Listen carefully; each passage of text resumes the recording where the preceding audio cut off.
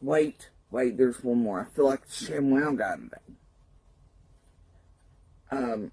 But let me tell you, you know that whole Jose truck thing? You know, that you missed because you're fucking lazy and so are your sources and whatever else, you can't be bothered to watch videos. And that whole Jose white truck, Don thing. Well, also, Voldemort/Andy thinks that Don killed Jose, and that's his white truck, by the way.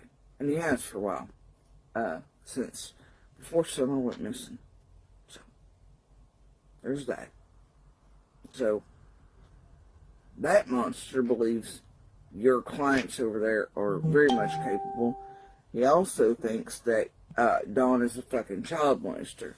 He thinks that he is absolutely not just raped and molested Summer, but has done so to the boys as well. So, and we've thought so since before the Utah trip, because of things going on over there. That's when I started actually looking into Dawn. And obviously throughout the years, Andy was the one that pinpointed Dawn as the one that was responsible for our own peeping Tom incident, where my own daughter was the same age as Dawn's sisters, conveniently enough, and the only little girl inside that hollow that we now think, was actually the target, not myself, of Dawn's creeping and peeping behavior. Also another truck and dogs in that incident that I can prove, by the way. I didn't just recently pull out of my ass, but even then I and the other neighbors were talking about it and the weird shit about the dogs. And and then the other day, if you're paying attention to any streams, Mary and them were like, well, that's exactly how Dawn did us when we wake up, was, just siding at the windows and all this, especially as we got older. But, even for Andy being the type of, he has always maintained that Dawn's a fucking monster. But we started getting word that, the older ones were touching each other and inappropriately touching things, and then they turned it on Dawn right there with one of the last DCS cases, and that, because the one was angry as fuck at Daddy there. But that wasn't really true, because there was a little girl on the hill at the time. And we started thinking the fucking worst after another DCS case was open, and that's when I really started looking into Dawn. That's when I knew well before he ever come back from Utah that his oldest son was a fucking pedophile.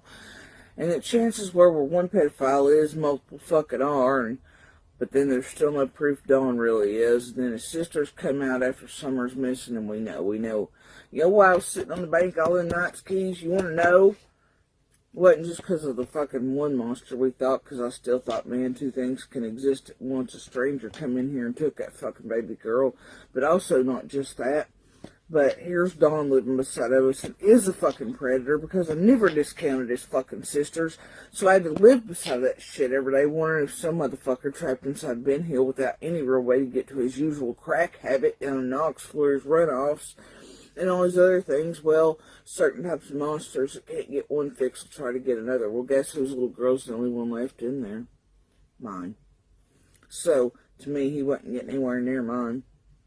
If it was a last hurrah, if he ended up killing himself so he didn't get fucking arrested, whatever else. But, there's part of why I sat on that bank too, why I walked him, why I sat outside my fucking cabin, why I didn't get sleep, and all them predators they did fine, whatever.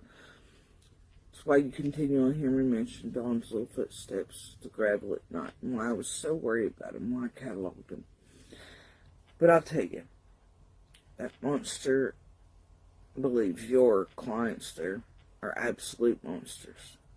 However, it didn't keep him from commingling over there. And, but I bet he didn't give you the real reason he was over there, did he? Bet you don't have real proof of that like I do you, Keys? No. Because you were lied to about when the last times he was there was, and why. So there you go.